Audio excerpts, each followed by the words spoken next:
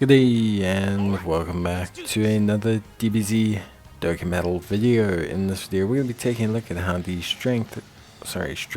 how the physical Super Saiyan 2, Super Saiyan 3 Goku and Super Saiyan 2 Vegeta do in the Omega Shenron event. Now obviously, taking a look at this event in general, it's a pretty tough event for a lot of units, but there is a little bit of a saving grace for these guys. So although, well, I say saving grace, they do a great job, but although they do struggle with the second portion, which understandably makes sense because it's a strength phase, they are still pretty solid as a unit. So it's going to depend a lot on how many super attacks you get in the first instance. That's obviously got quite a big bearing on how well they do. Now it's not like they need to super attack a lot, but I would definitely say during the tech phase, if you're running two of them, if you can get, let's say 3 or 4 super attacks each, so maybe about one turn with some good additionals and things like that, then you definitely can see them doing a really good job.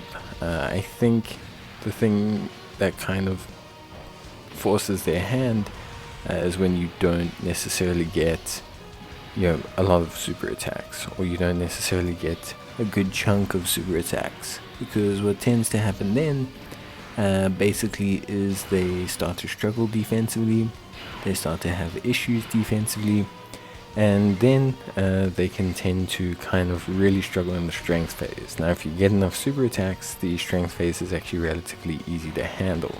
You also, obviously, should you be in a bit of a rough situation, have the ability to use their active skill. I remember their standby skill lets them enter the Goku and Vegeta mode, where they're unable to attack, but they do guard all attacks. They randomly change key spheres of a certain type to rainbow. They get damage reduction. They get the big old bonus from essentially finishing move attack damage. So there is obviously a big benefit to how can I say, being able to use the active skill in the strength phase, because you will really mitigate your damage that you take. The big problem, unfortunately, for them is that you want to rather prefer to use that standby skill going into the end phase. So you can use it in the strength phase, but hopefully you get the damage portion in the end phase, because it is actually a great damaging ability. Once you get past the strength phase, these guys do a fantastic job. They are incredibly strong, super duper powerful. They do great damage to Omega Shenron, because obviously now in the end phase and the final phase they have type advantage, so they can tank him. They'll have 700 800k health. Just in general, they will be very solid units, so you don't need to get too technical with it. If you can just get past the strength phase, these guys are going to really just be good performers. So I do think there is that, I want to say situation, but there is that sense of like they can do it. They can do it quite easily. You just need to basically really get them through that strength phase. But overall, they are fantastic. I personally think they do a great job. I think for me as units, they are consistent as well.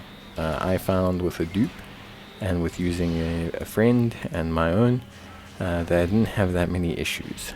I'm not saying that they were perfect every time, but it felt like there was relatively good consistency with them.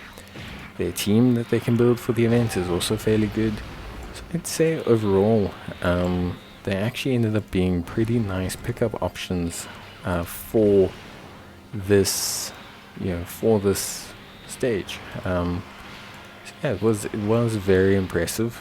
I was very impressed with them, and I think for me, I was quite happy with their overall performance.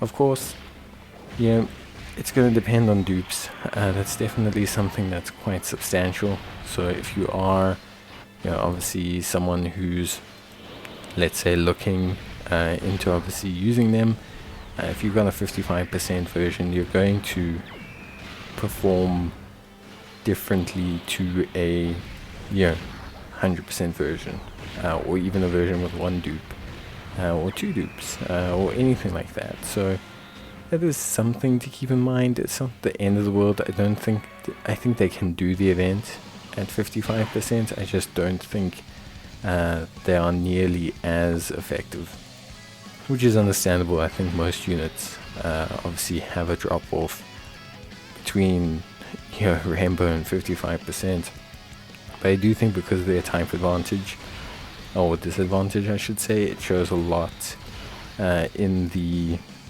strength phase. Like, it shows a lot in that strength phase. There's a big difference between a unit that's got a couple dupes, they start to look really, really good, and then a unit that doesn't have dupes, they start to look a little bit bad, or a little bit inconsistent. So yeah, I'd say there's definitely that aspect to it. It's not necessarily 100% set in stone, but it does definitely feel like that's a significant outlier. Of course, still think they're great. I do enjoy using them, and yeah, I mean, I had a good time using them as well. Very nice unit, so definitely a good choice, especially if you're a player who's let's say, how can I say, like, especially if you're a player who's looking for a really reliable unit for the final phase, if you're looking for someone who can dominate that end phase, then yeah, they definitely are a good pick.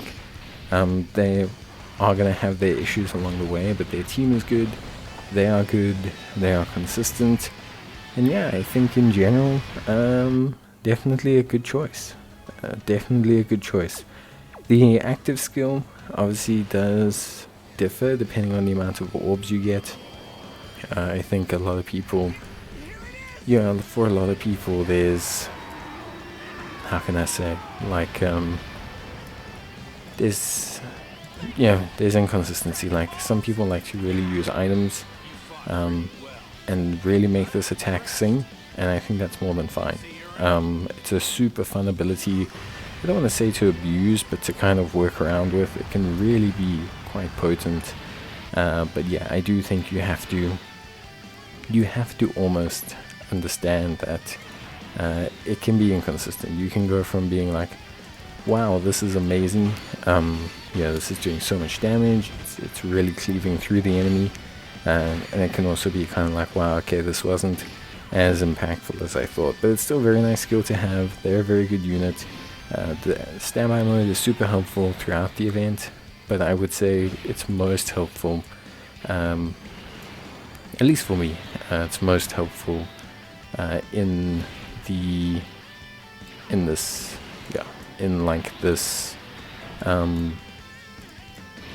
strength phase. Definitely feels like that's where the big benefit lies in terms of just this active skill. But yeah, good unit, good performance, really nice job, and I think for me, a super duper fun one. Honestly, don't have any major issues, and I enjoyed using them. They're very consistent, and they did a great job. They can tank this phase pretty well. They can tank a lot of things about this phase really well, and I think if you're someone who is looking for a consistent unit, you should definitely give them a try. I think you'll find that they are honestly a really fun unit to use. So yeah, that's pretty much going to be it from me. I hope you guys enjoyed the video. Bye.